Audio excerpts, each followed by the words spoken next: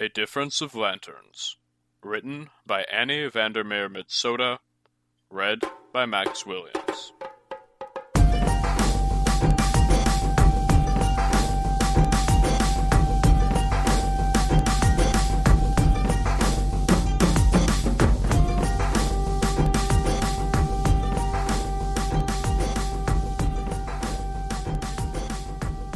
Yasuki Taka held in a frown as the servants flocked around him like sandpipers, smoothing and tucking and tightening his outfit. One shouldn't scowl at those simply doing their duty, just as he was, but the heavy silk hoke no ho was being pulled down atop other layers of formal garb that were already more than enough. "I thank you for your careful ministration, but this should be sufficient," he said smoothly, giving a polite smile and waving the servants away. "These hands of mine may not be so many as all of yours, but they don't lack in deftness." He pretended to busy himself with adjustments to his garments, but took special note of the servants as they departed, noting who seemed to be in the greatest hurry to leave and who lingered over long. Doubtlessly they were sent by different clans to keep an eye on him. The game was imagining who they worked for. The first one out the door was new at espionage. Foolish move to make your exit so blatant, and was probably the Emperor's, chosen for convenience rather than skill. After all, who wouldn't expect the Imperial gaze upon them in Otusan Uchi itself?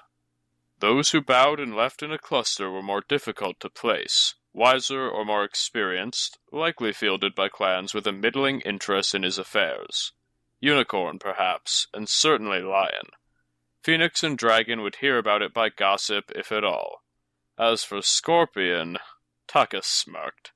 Most likely they either did not care, or they had someone hidden under his bed. The last servant's allegiance was the easiest to guess, all formality, so intent on folding every bit of discarded clothing that department seemed almost an afterthought. Crane, of course, having both the obsession with form and the keen desire to keep close watch on their former vassals. Even hundreds of years of peace could not repair the damage done by the first true interclan war, the war that had led the Emperor to forbid direct warfare between the great clans. Never had there been poorer neighbors than the Crab and Crane, unless, of course, one counted the Crab and the Shadowlands. Taka frowned, showing the emotions he'd tucked away earlier, and glanced at the writing desk set out in the corner of the room. It awaited the outcome of his meeting with the Heavenly Sovereign, Hantai the 38th, and all of Taka's hard work and persistent pleas. Too many letters of grim apology had been written at that desk, telling his people that he had not had a chance to meet with the Emperor yet, that they needed to hold on as best they could, that no aid was coming. His son attempted to hide the casualties of the battles with the monsters of the Shadowlands from him, but decades of masquerading as a simple peddler had given Yasuki Taka an enviable information network of his own. In the dim lamplight of the room, the numbers of the dead loomed like columns of smoke rising from pyres.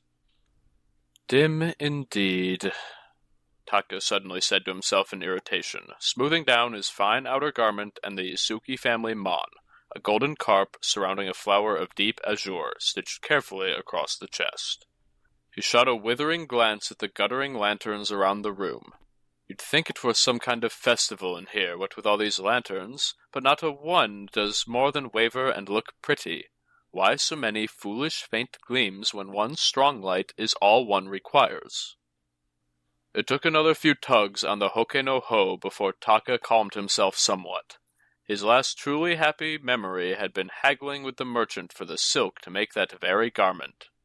And it was lovely, indeed, but everything about it felt stifling and irritating. Still, the older man reasoned to himself, no better candidate to appeal to the Emperor for aid than the Yasuki family daimyo. The mental image arose of the Crab Clan champion's heir, Hideya Kamo, kicking in the door of the throne room, but decked in war-scarred armor and bellowing for jade. Taka snickered despite himself. Somewhere outside, a great brass bell tolled the midday hour, and Taka sighed. "Blessed Daikoku, hear me, and let me do my clan honor today. Let my words be heard, and my plea be successful," he whispered, and gave a wry smile. "The sooner I do this, the sooner I'm out of this gaudy garb, away from these useless lamps, and back on the road."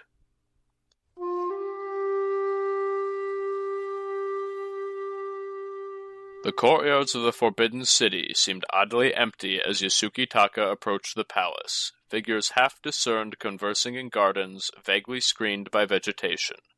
Weeks had passed since the Grand Oi's funeral memorializing the Emerald Champion, Doji Satsume, and the many visiting dignitaries had paid their respects and returned home already. Yet, the final converging of the imperial court before summer was upon them, and the grounds should have been swarming with courtiers and their attendants. Those few gazes surrounding him seemed to alight on him like insects in a swamp, and Taka soothed his nerves by recalling the time he'd talked his way out of a bandit ambush, one simple peddler against 7 cutthroats. His gift had been to draw a commonality between himself as a man just struggling to make a living and the bandit's own plight. The knaves had been so moved that not only was he sent on his way without a scratch, but with several sales besides. Although seemingly far removed from twisting mountain roads and the affairs of the common people, all the obfuscations of the imperial capital could not change the fact that the issue in both cases had been the same: survival. The Crab Clan fought for not only their lives, but the future of Rokugan itself. He needed to make the Emperor realize what was truly at stake, and finally, this audience could grant him the chance. Trusted servants greeted Taka with deep bows as he entered the palace proper, the imperial chrysanthemum picked out on the breast of their livery in jade-colored thread. "Honored representative of the Crab Clan, Yasuki-sama," announced the foremost among the servants, a bright stripe of rank along the wide sleeves of his kasode. "You are to be received in His Imperial Majesty's music room. If you would follow me?" Obligingly, Taka nodded and trailed after the lead servant, who padded along the smooth floors with a precise and practiced formality, if a bit quickly. A tension rose in the air, like the sensation of a knot tied too quickly, and the Yasuki Daimyo finally spoke up. "Apologies, but I am not as young as I once was, and your speed seems a trifle—" Suddenly, they stopped. The servant slid open the shoji screen door and bowed in one elegant motion. "The music room of His Heavenly Sovereign, Honored Daimyo," he intoned. "I shall leave you in privacy." Another bow, again just a touch too fast, and the servant was gone. Through the doorway was a room lined with elegant instruments. Biwa made of rare wood and gold-touched strings, stretching bronze trees lined with tiny bells, even a rare shamisen. Strangely, none of the lanterns within the room were lit, but Taka could make out an indistinct figure leaning over a long zither, stroking their fingers over the strings. The Yasuki Daimyo bowed deeply at the threshold. "My most sincere thanks, Heavenly Sovereign, for agreeing to speak with me," he intoned, but further speech was cut off by a deep, resonant laugh, melodious as one of the bells on the bronze tree, and just as warm. Taka nearly jerked upright in surprise, but kept still and smothered the shock on his face. "The pleasure is mine, although I fear I cannot claim that title. But His Imperial Majesty, Hantai the 38th, has given the duty of this audience to me." The tone was smooth as the curve of a peony's petal, or the arc of a katana's blade. "You may rise, Yasuki Dono." Taka straightened, looking into the icy blue eyes of Kakita Yoshi, daimyo of one of the greatest families of the Crane Clan, whose smile never rode north of his nose. "Imperial Chancellor," Taka said, infusing his voice with a casual kindness as warm as Yoshi's smile and just as sincere, "I would be pleased to speak with you about this most pressing matter." "Of course," Yoshi replied, his voice almost a purr. "I apologize for His Majesty's absence, but he had other, sudden business to attend to, and I did not want you to put on your very finest for nothing." He unfolded his fan, which, Taka noticed suddenly, was not his usual accessory of silk and sandalwood, but a tessin made of pure silver, and its angled edges glittered as the crane courtier gestured at Taka's formal outfit. "It is very striking indeed, such fine silk." Taka inclined his head in thanks. I am grateful for such praise. Unfortunately, it was not as elegant as the instruments in this room. Why, I could hardly see you behind that zither. Do you play or just admire? I am afraid I lack the leisure time to do more than appreciate instruments. Yoshi sighed dramatically. But perhaps you do? Not the zither, but possibly the mouth harp. It has such an amusing sound. I find the best use of my mouth is to bargain with it. Taka's laugh was smooth and hollow as a blown egg. May we begin? The Imperial Chancellor assented, and the men seated themselves, skirmishing with gestures as they did so. Yoshi fluttered his tessin absently while he gestured delicately with the other hand. Now, what can the powers of the Imperial Court do for you? Of course you know of the Crab Clan's requests, Honored Chancellor, Taka began. It is common knowledge within the court that the situation along the Caillou Wall is dire. The attacks from the Shadowlands grow in size, frequency, and ferocity by the day. But of course, Yoshi murmured, his deep voice serious. And the court weeps at your troubles. But surely you know of the difficulties inherent in fielding troops to support the crab? The fan snapped shut, and Yoshi tapped the air. First, traveling by sea is not an option. If the cost of sending so many ships were not already a burden on the Imperial Treasury, surely the vessels would be a tempting target for the vile pirates that name themselves the Mantis Clan. Their leader, Yoritomo, may his name be cursed, has a vicious streak as deep as the scar on his ugly face. Were but a single Mantis craft to see those ships, they would be as good as doomed. Taka employed a knowing nod. Of course, the depredations of the Mantis are well known. Perhaps such a force could travel on land instead? The way would be long, but the need of the crab is quite great. Again came that smile, accompanied by frozen blue eyes. Ah, but what peoples would not be upset at the sight of an army marching through their lands? Peasants are so easily frightened. How could I put my people through the anxiety of seeing an army marching south along Crane roads into crab territory? Our clans have not warred for hundreds of years, Honored Chancellor, Taka pointed out gently. And Crane roads are not the only path to the south. There exist routes through Lion lands as well. Yoshi tilted his head sympathetically, his fan tapping his chin. Forgive my memory, Yasuki Dono, but has the Lion Clan not already offered the crab their help and been refused? Taka eased out a tense breath. That is so, Chancellor, but the terms the Lion gave were impossible for the crab. They required full control over where their troops would be placed. All respect to the Lion generals, but combat along the Caillou Wall and against the horrors of the Shadowlands is something with which they have no experience. The Tensin waved as if brushing away the protests. And you imply they could not be bothered to learn? Alas, such pickiness makes me wonder if the crab's need truly is as great as they say. The already dark room seemed to grow incrementally darker, and Taka spread his hands genially as if to ward against it. Let us speak of Jaden weapons, then, and free ourselves of the idea of hands to wield them.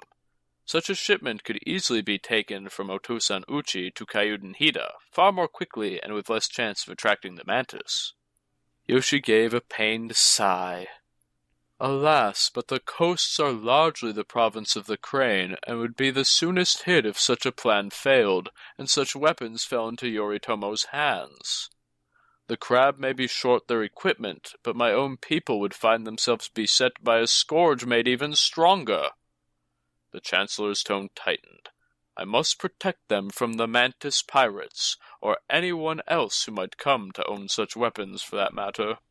Taka's smile grew warmer, as if seeking to melt the opposition. There is the possibility of the overland route. Do you not recall my opposition to the march of an army? They could walk more casually, if you like. The moment fell, and Yoshi's smile flattened humorously. Is there anything else, Yasuki Dono? Taka clasped his hands and glanced down, as if holding a run of cards. If weapons are too dangerous, then let us discuss Jade. The crab's supplies are running perilously low, and without it our troops are vulnerable to the hideous taint of the Shadowlands. It is enough of a burden fighting it outside the Caillou wall. We would not see it inflict its agony and madness within as well. Indeed not, exclaimed Yoshi, fluttering his tessin to highlight his shock. But you must understand that as Chancellor I must follow the laws as they have been set. The jade that has been mined by each clan is meant for them, first and foremost. Surely the need of the crab is pressing indeed. Yoshi's sonorous voice was a practiced display of sympathy. But does the crab truly know of the needs of the other clans, needs which I must hear and address? With each tale my heart cracks, but I must be as stone and remain resolute, firm, and unbreakable. Taka's laugh was touched with bitterness. The Caillou wall is made from stone, Chancellor. I wish it were as unbreakable as your will, but it seems we are not so lucky. Yoshi smirked slightly, resting his fan against his cheek.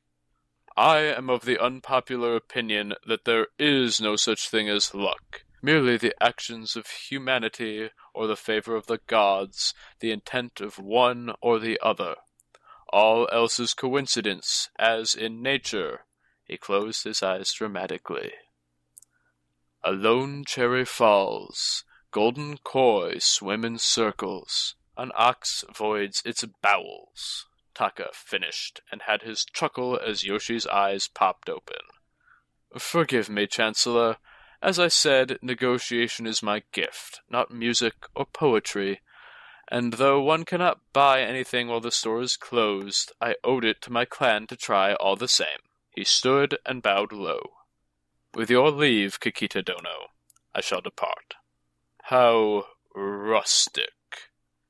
Yoshi chuckled airlessly and waved his tessin at the door. It was a pleasure, Yasuki Dono. You may go.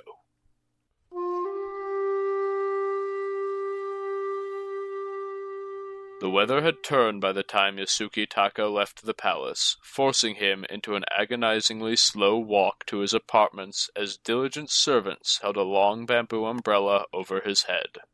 The sheeting rain made the long trek all the longer, although no eyes seemed to be watching him this time. They were screened by dripping boughs of maple and rhododendron. In all of Taka's negotiations against daimyo, bandits, nobles, and peasants alike, there had been a core conceit, an uncomplicated certainty at its center. Like a ship at sea or a child in a gloomy house, he sought it. The light of, I want to make a deal. Whether a bright brazier or a guttering candle flame, that light made any negotiation possible. If the Emperor had simply cancelled their meeting, Taka would have waited for another chance to find that light in a Tusan Ushi. Instead, Chancellor Kikita Yoshi had made the Imperial Court not just a darkness, but a void. The flame hadn't gone out here, it was never going to catch.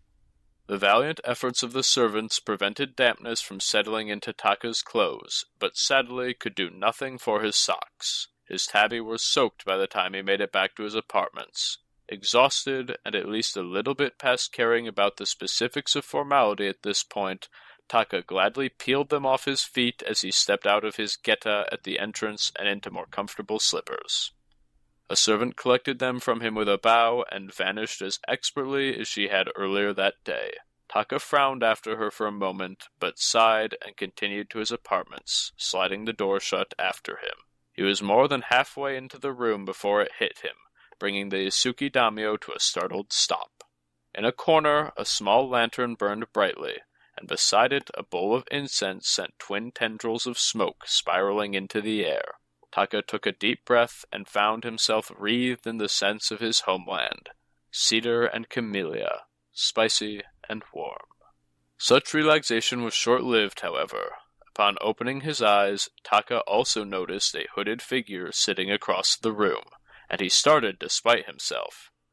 Forgive me, he stuttered, then cleared his throat and returned to a semblance of calm. I was not expecting any visitors, and my servants did not announce you properly. If this incense is your doing, I thank you kindly for it, and I would know you properly. The stranger chuckled warmly and stood, revealing himself to be a tall man with an athletic build. "Formality is about as familiar to you as those clothes," he observed, "although to your credit you wear both well." He pushed back his hood, revealing long black hair, bright green eyes, and a long scar across his face. "Yoritomo, I presume," Taka said after a moment, and the stranger smiled and nodded. "A unique pleasure." The leader of the Mantis clan grinned. "Unfappable, I admire that. I've been looking forward to meeting you for some time.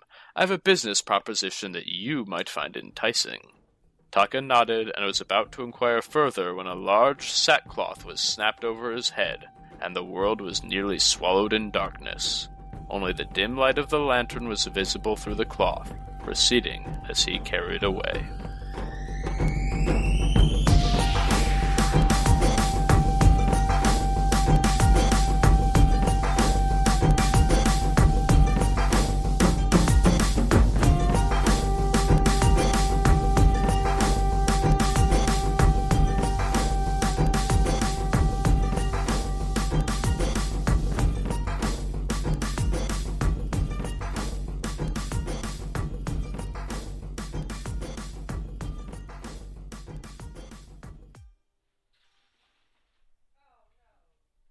Family Duty by Robert Denton III. Read by Jeannie Calvar.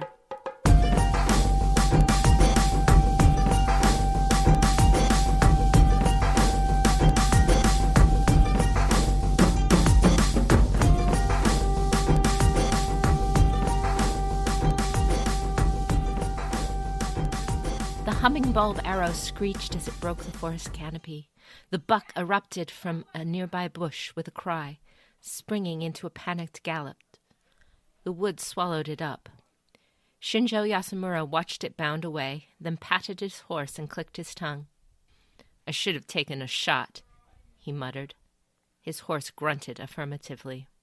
Shinjo Shono appeared within moments, unstrung bow in hand. "Which way?" he asked, soft eyes searching. Yasamura gestured with his bow. "It's tired. It won't be long now." Shono nodded and fished the bowstring from his saddlebag. He tied it to one end of his yumi, then thrust the bow into the metal hook at the bottom of his saddle. Creases formed on his smooth forehead as he bent the bow and guided his string. Yasamura stroked the short beard carpeting his square jaw. "It was lying flat in the brush," he continued, "likely hoping we'd canter by. It's smart." "Will you finish the poor thing?" came Shinjo Haruko's voice from the edge of the clearing. She slid on her padded archery glove as her white pony brought her into the clearing. "If it is too stressed, the meat will be no good." Shono finished stringing his bow. His boyish eyes sparked. "You can have the meat, Haruko-chan. I'm after a new trophy for the Red Hall." "And someday you may win one," Yasamura teased. His horse bolted, trailing Yasamura's laughter in its wake. Shono's protest rattled the clearing as he galloped after. Haruko sighed, turning in her plaited saddle towards the woman behind her. "I should just give up on my fresh-seared venison and embrace my venison hot pot future." From her horse, Shinjo Alton-Sarnai warmly smiled. The summer breeze played with her tight midnight braid and lavender sleeves, the sun a splash of gold in her gray eyes. Haruko tilted her head sideways, her walnut ponytail swinging. "You're staring again." "What is it?" She looked down at herself, searching for anything askew among her purple kimono and the black padded muniate shielding her chest. "It is nothing." Alton-Sanai looked up beneath the shade of the trees. Her smile touched her eyes, cracking faint wrinkles.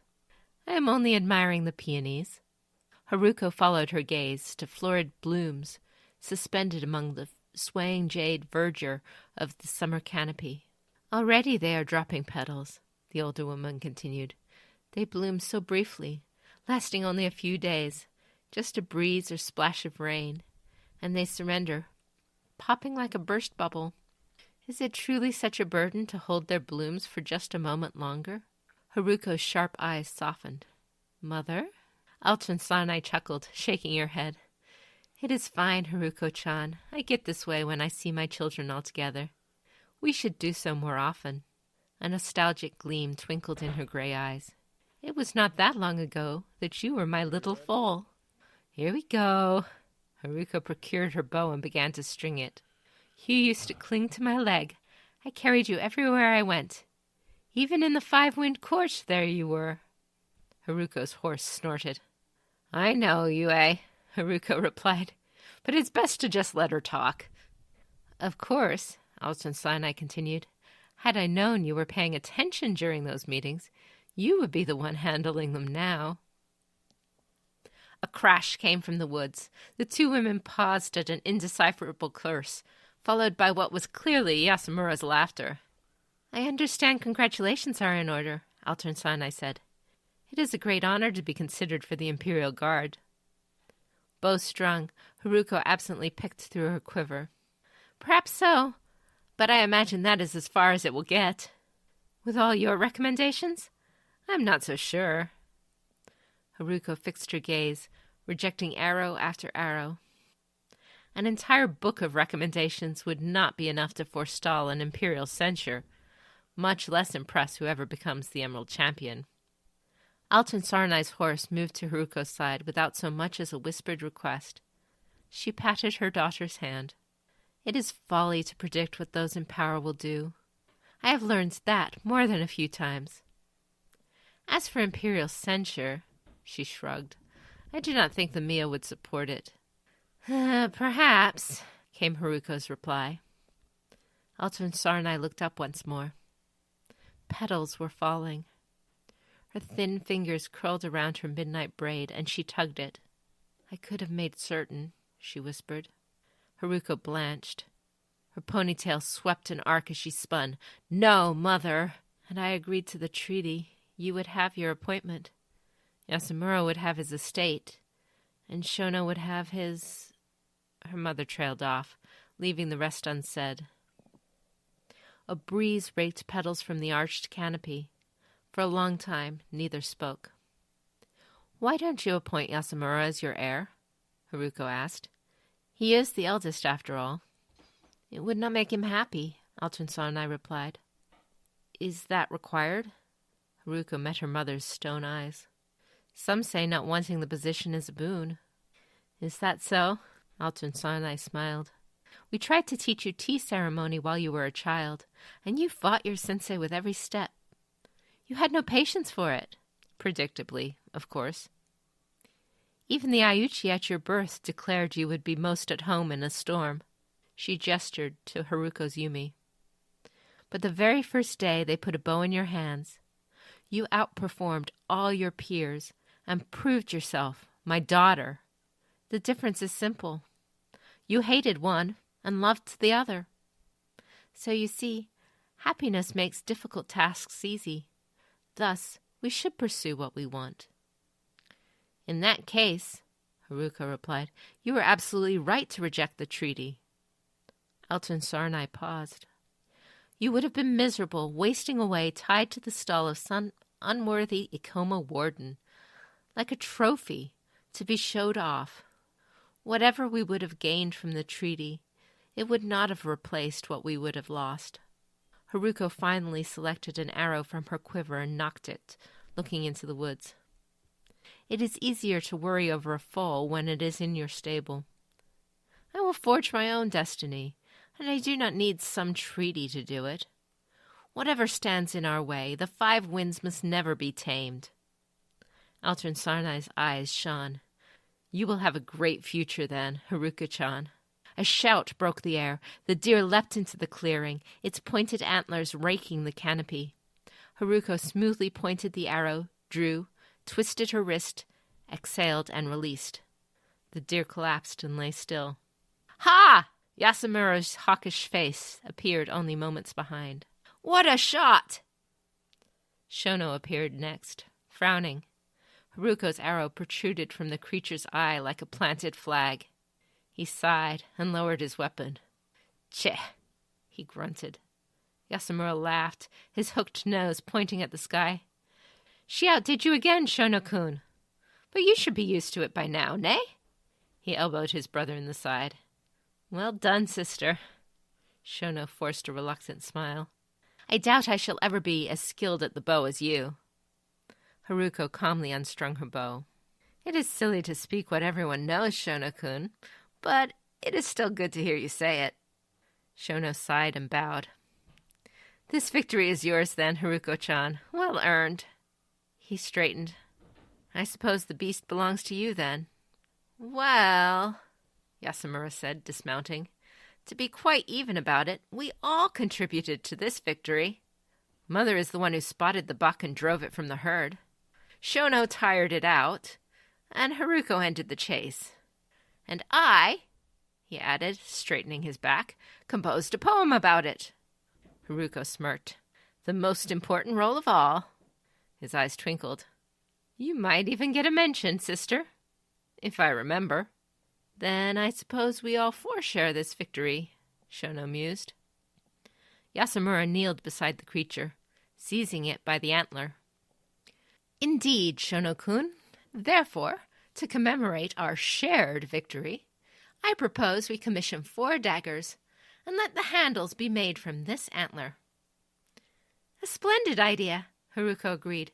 4 points, 4 daggers. Alton Sarnai smiled at her children and nodded.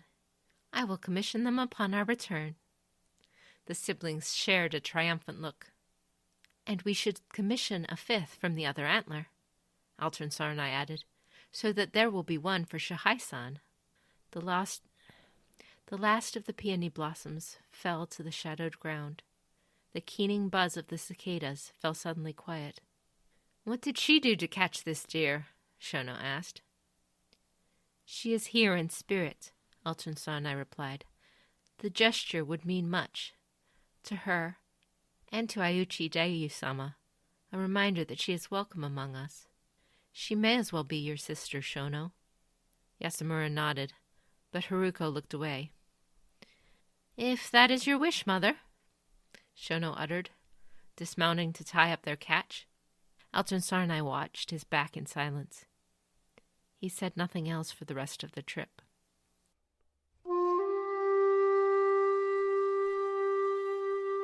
Alton Sarnai found Shono in the family stables. He was brushing his horse's mane and whispering into its ear.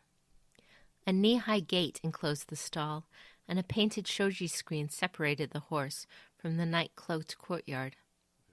Alton Sarnai waited in the aisle until Shono finally saw her, bowing his head in greeting. Tsubasa is looking quite healthy, she said. She stroked the beast's neck and offered it a flat palmful of spindly maroon carrots. He's restless, Shono replied. I think he resents the fact that I brought umeboshi this afternoon instead of him. She scratched the horse's snout as it chewed the thin roots. It is for his own good that he is not ridden every day. He has always been a hard keeper. If you always take him out, he will get too thin again. She paused, then looked pointedly at Shono. But then, those beneath your care do not always understand when you act in their best interests, do they? Tsubasa understands, Shono said. He just disagrees. Alton Sarnai watched Shono's youthful face. When did this happen? His brow pinched. When did you feel that you could no longer tell me everything? You've been avoiding me, even today. We used to have no secrets, Shono. When did that change? The horses shifted in their stalls. Shono's fists clenched. He burst. Is it true that you turned down the Lion Treaty simply to preserve your own happiness? That you put yourself before the welfare of the clan? She stared at her son with wide eyes. Who dared to say? No one, mother. No one but I. Shono glared with a red face. You know better than most what the treaty would have done for the clan. If the lion had accepted us, the other clans would have no excuse but to do otherwise. All it would have required was for you to endure for the sake of your kin. He turned away. All my life you told me that a good champion must put his best interests after that of the clan. How am I to tell my future children the same, knowing that their grandmother, given the chance, would not? "Is that what you truly think?" she whispered. He did not reply. She stepped forward, placing her hand on his shoulder. "Shono, you are my sun and sky, and your heart is like an untamed river. But you have grown bold, and you are still young. You see only what is directly in front of you. Just as a horse that challenges its rider will surely doom them both, so too will you, should you not trust the path I have chosen." He looked back. "Can you at least say that, whatever the reasons, your own desires were not among them?" Her jaw clenched. "We are all fighting invisible battles, Shono.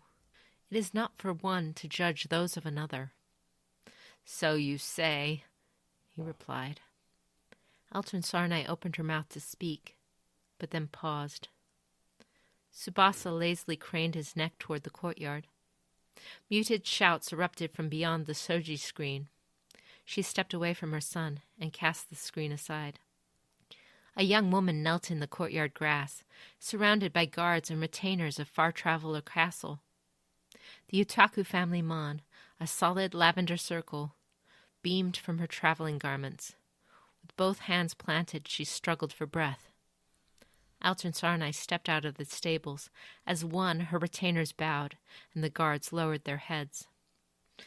"What is the meaning of this?" she demanded. "Honored lady," spoke one of the retainers, "this is Utaku Yumino-sama. She has come with an urgent message, but will not relinquish it." He cast the battle maiden a resentful glare. "She claims it is only for your ears." The woman panted, "Forgive me, my lady." Altun Sarnai looked down at the struggling woman. "Utaku Yumino-san?" She paused. "The one stationed at Hisumorimura, yes? Your mother was the hero of the Kobaku earthquake?" Umino's eyes widened. Her cheeks flushed. Yes, my lady," she croaked. "As you say." Altun Sarnai frowned at the woman's hoarse voice. Only now did she notice the tan sheen of road dust on the woman's windswept kimono and curtain of frayed hair. "Bring this woman some water," she commanded. "She has been writing for some time." 4 hours, Yumino said. Wetness gathered at the rims of her reddening eyes. "I nearly broke poor Kiso, but he understood." "What has happened?" Altun Sarnai demanded. "The lion seized the village, Shinjo-ue." The retainers exchanged looks. One of the guards spat. Altun Sarnai nodded. "How many?" A small force, my lady, mostly Ashikaru. They marched beneath the banner of the Matsu family." "Casualties?" "Only one. Lady Hisako challenged their commander. With her death, she secured our right to evacuate. The others led the villagers towards City of the Rich Frog. I was entrusted to deliver this news. She closed her eyes. "I should have stayed and fought. I have failed Hisako-sama." Altun Sarnai shook her head. "What point would there be in throwing your life away?" "No, Yumino-san, you did the right thing." The otaku reached into her robes and drew out a small scroll, which she offered with both hands. It was sealed with the image of a lion's paw clutching a sword handle. The Matsu Mon. As Altun Sarnai read, Shono came up behind her. His eyes narrowed. "Writ of official intention?" he quoted, his voice rising in a questioning tone. "Behold, lion courtesy." Altun Sarnai looked to her retainers. "They claim that because Hisumorimura was among the named villages to be traded in the treaty, they are entitled to it as compensation for what they attest was a broken promise." "Outrageous!" remarked one retainer. As she continued, her gray eyes widened. She began to close the scroll, but Shono reached out before she could, clasping the edge of the paper. "Is this true? The commander who led this attack, it was Matsu Mitsuko?" The battle maiden nodded. Murmurs filtered through the crowd. That Mitsuko and Shono's betrothal was a term of the failed treaty was no secret to anyone here. Shono looked away toward a pale and distant moon. It was waning and nearly gone, only a glowing sliver remaining to suggest it was ever there. "Mitsuko," he whispered. A man with the Idemon stepped forward. "My lady, it seems the Matsu have seen fit to equip us with adequate cause to request imperial intervention. This is an illegal seizure of land. At your word, I can deploy a message to the Forbidden City. With the blessing of the Air Kami, it should arrive quickly." Her retainers waited. At last, Altarnsane spoke. "I will not wait on the Imperials. The Lion must learn they cannot simply take what they want." She looked to the Ide. "Bring me no less than 25 warriors who are ready to ride, and prepare Yuki." The Ide's eyebrows rose at the name of the ancestral armor of the unicorn. Altarnsarnai nodded. "I will handle this, personally." "Wait!" Shono spoke. "This is a test. Such an attack is beneath your notice, Mother. Send me instead." Once more the retainers exchanged murmurs. Altarnsarnai regarded her son. "Shono," she began. He stepped forward, meeting her eyes with a determined face. "They sent Mitsuko because they believed it would divide us. They think they can leverage my personal feelings against the clan. Let me show them that such tactics do not work." He looked to the others. "Let me prove to all that your future champion cannot be so easily manipulated." They all turned to Shinjo Altarnsarnai. Shono lowered his head. "Very well," she finally said. Yumino leapt to her feet. "Shono-sama, I beg you, allow me to accompany you. I know the village layout and the forces holding it. I can be of great use to you." "So be it," Shono said, "but I will not risk the health of an Itaku steed, and yours must recover from the ride. You will make do with one of mine." He looked to a stable hand. "Show her Tsubasa, and let them be acquainted." Yumino bowed deeply. "I will not fail you, Shono-sama." The guards dispersed. The retainers filtered out of the courtyard. Shono made for the keep, sending servants ahead to fetch his sword, but Altarnsarnai pulled him aside. "You realize you will have to face her on the battlefield," she said. "I would have spared you that, Shono. Are you prepared to draw steel against her?" "You mean, am I prepared to set my personal feelings aside and do what is best for the clan?" Shono met her gaze. "Of course I am, Mother. Is that not what a champion must do?" As Shono walked away, Altarnsarnai turned cold in his shadow. The peach trees lining the courtyard had dropped all their blossoms and stood bare in the dusty night.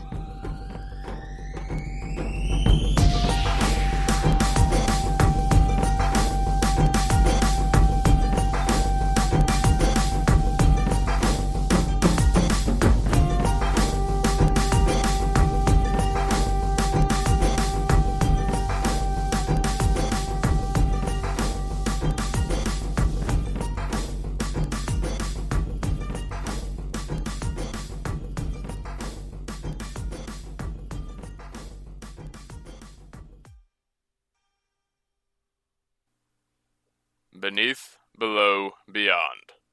Written by Annie Vandermeer Mitsoda. Read by Max Williams.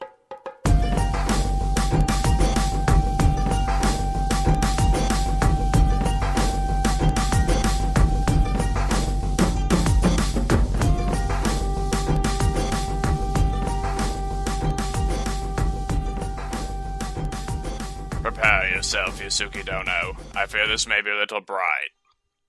Yasuki Taka appreciated the warning, but the light that stung his eyes after the sackcloth hood had been removed pained him all the same. He did his best to look composed and unworried, even as he blinked and rubbed his sore wrists where his restraints had been. The blur next to him, a man, yes.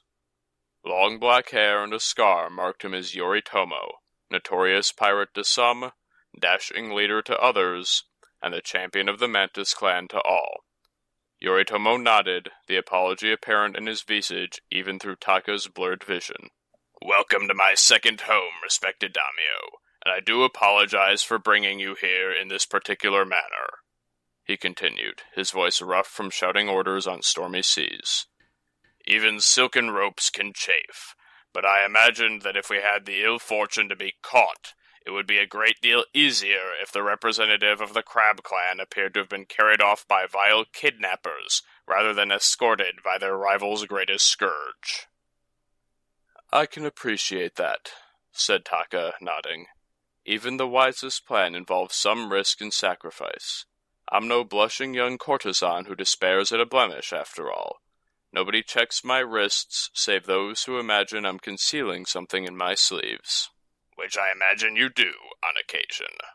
Taka cracked a smile. You do seem to know me well, so-called son of storms, although I wish I knew your secret tunnels underneath Otusan Uchi even a fraction as well. Passages underneath the Imperial City that even the Scorpion clan are unaware of? The older man leaned back on the bench on which he sat, and gave a look that was half-indulgent smile, half-sly smirk. I'm certain, however, that if you'd hustled me out of there simply with my hands bound, that would have worked just as well.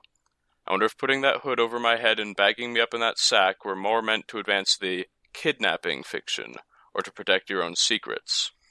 There was a tight pause in the air, and Taka's gut clenched reflexively, waiting for a negative outcome.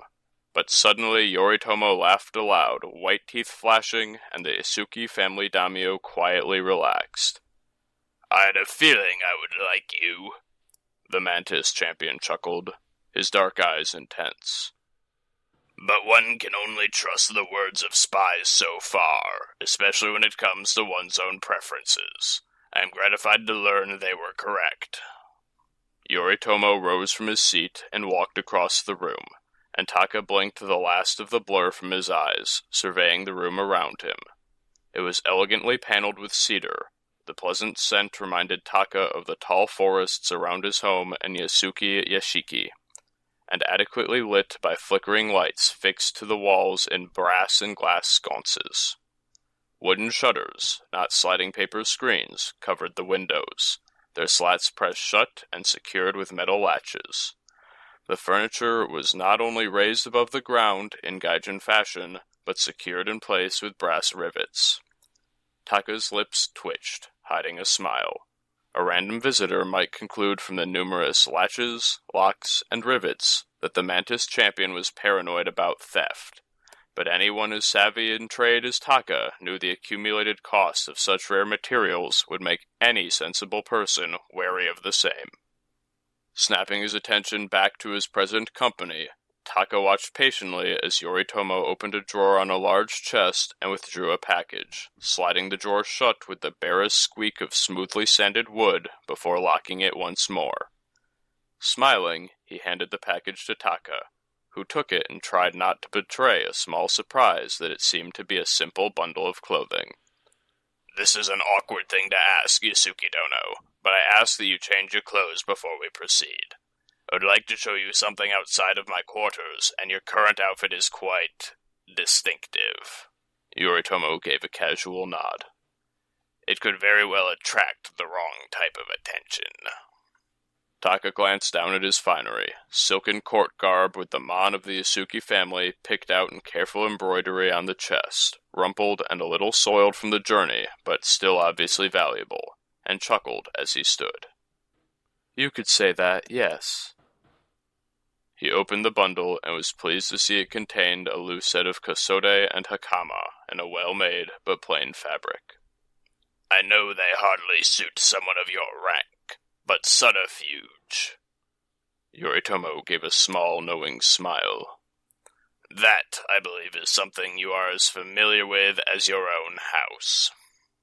Another bow, and the tall man exited the room, barely opening the door wide enough for him to pass before sliding it shut with hardly a sound. Yasuki Taka unfolded the clothing, taking a moment to run his hands over the material. Simple, but more comfortable by far than the burlap he'd been bagged in like a sack of rice. He laid out the clothes and took a moment to examine his own finery. As little as he liked wearing it, it did seem practical to keep an eye on maintaining its quality. It was a simple marvel that his clothes had survived the nonsense of being carried through countless tunnels, up and down stairs and rough slopes, all without staining or tearing the fine silk or snagging the embroidery. Although it was possibly less of a marvel than one in a series of strange events, compounded by the fact that somewhere in the stretch of time between Taka's abduction and his arrival here was a bit of fogginess, an almost imperceptible break, as if he'd dozed off. He couldn't have been taken too far from Otusan Uchi. A prolonged absence from the Forbidden City would be taken with some alarm, but where he could be was a bit of a puzzle. While the interior of Yoritomo's dwelling was certainly distinct, it was difficult to say if the same uniqueness would be reflected on the outside. Not that I didn't appreciate the offer of a business proposition from the head of the Mantis clan. Taka sighed, moving to shed his formal clothes. But if I had known it was going to involve being abducted from my apartments and taken God's nowhere, I might have asked for a moment more to think about it. Ah, well, a predictable life is a dead one, Taka quoted to himself and chuckled. If that's true, I may be the most alive man in all of Rokugan.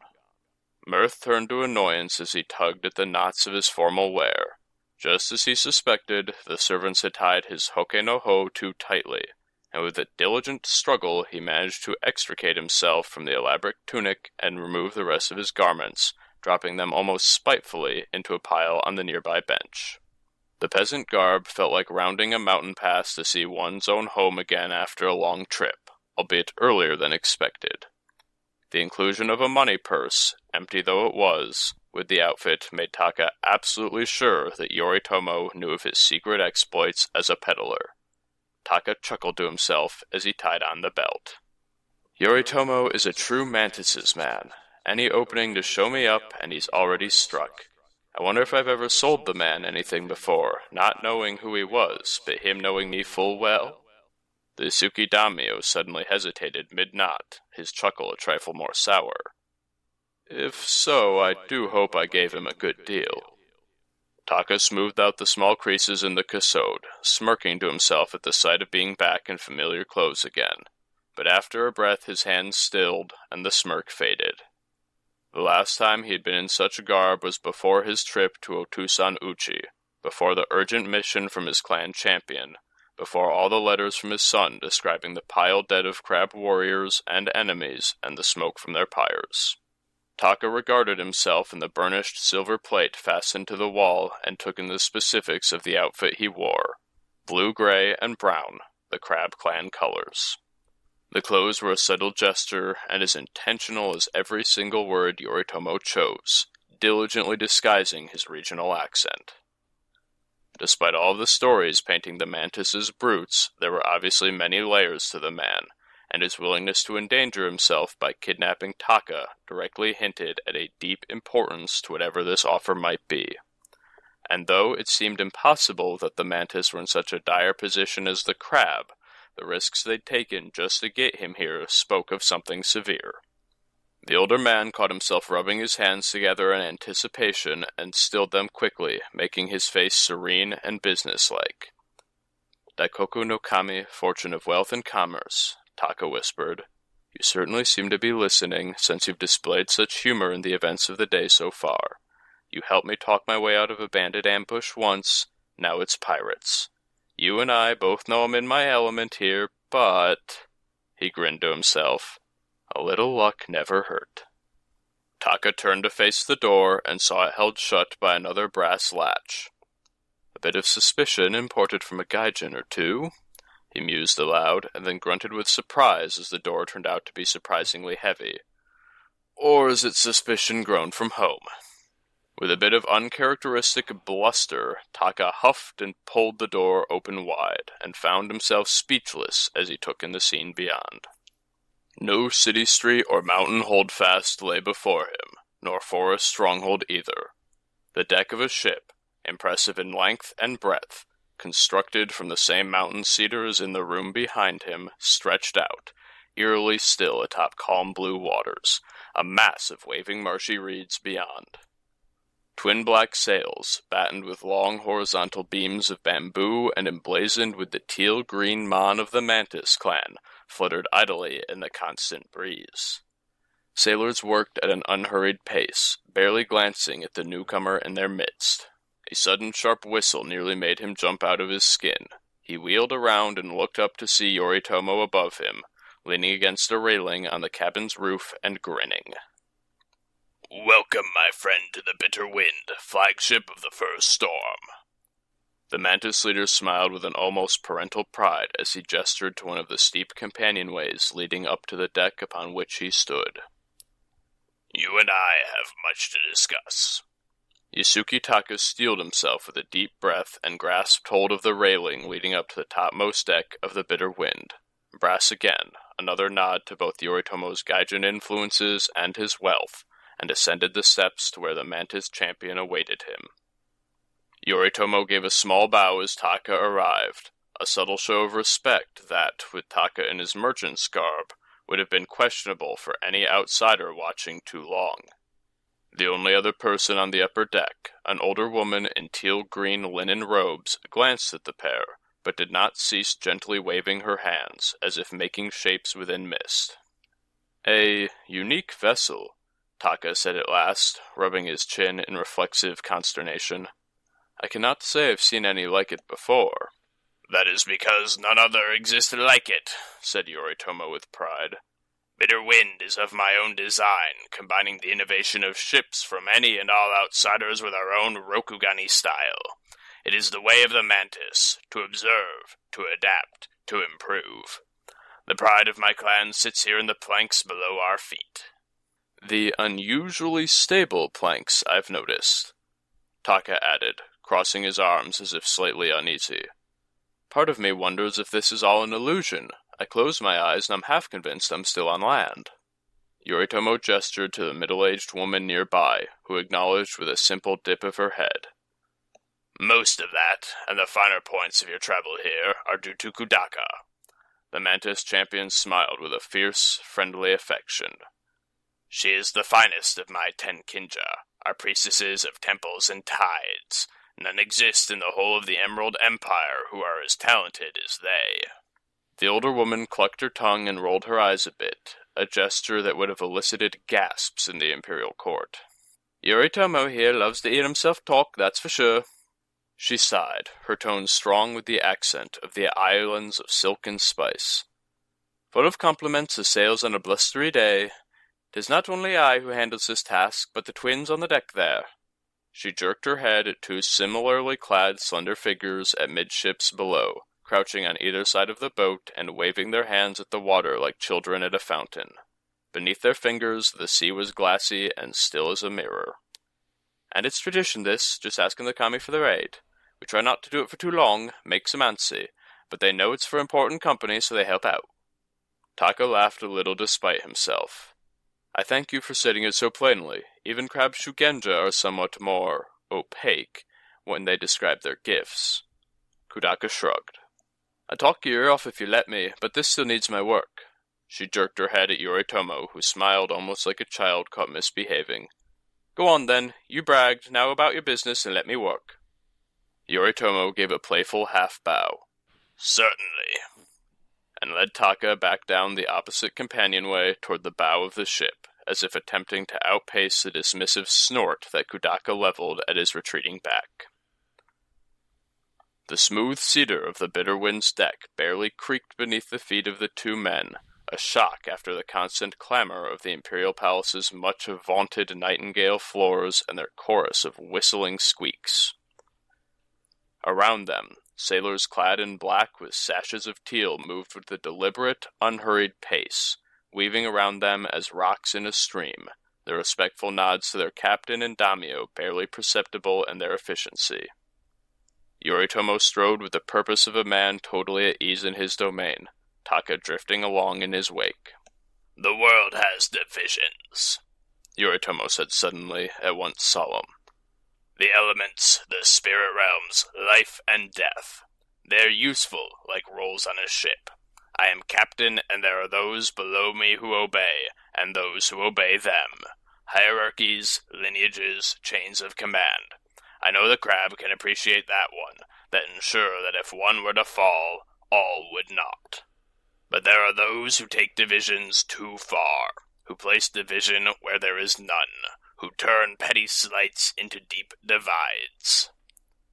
The daimyo frowned, and Taka quickened his pace to hear him as the tall man's voice quieted. This I cannot understand. It is not the Mantis way, even from our very beginning. Once your clan and mine were the same people, and when my ancestor Kamitsu Uo was not chosen as the crab champion, he left to forge his own path, and there was no bad blood between our people. We became different, not less. I think I divine your meaning, Taka said with a wry smirk. That is not so much how the crane do things. Yoritomo snorted, then sighed. Truly I bear the crane no ill will, but more pity. Once Mantis and Crane were allies, and they trusted our skills as mercenaries. Our power was respected, and all understood the importance of trade across the waters. Now Crane eyes do not look over the sea with wonder to see lands beyond full of riches. They simply see a pretty view to be painted. They have grown self-absorbed, petty. And their labeling of you as pirates doesn't help much, I imagine, quipped Taka, eliciting a grin from the other man. It does not. But to be fair, we have done what needed doing, and where others shied away, we took responsibility. Something the Crab Clan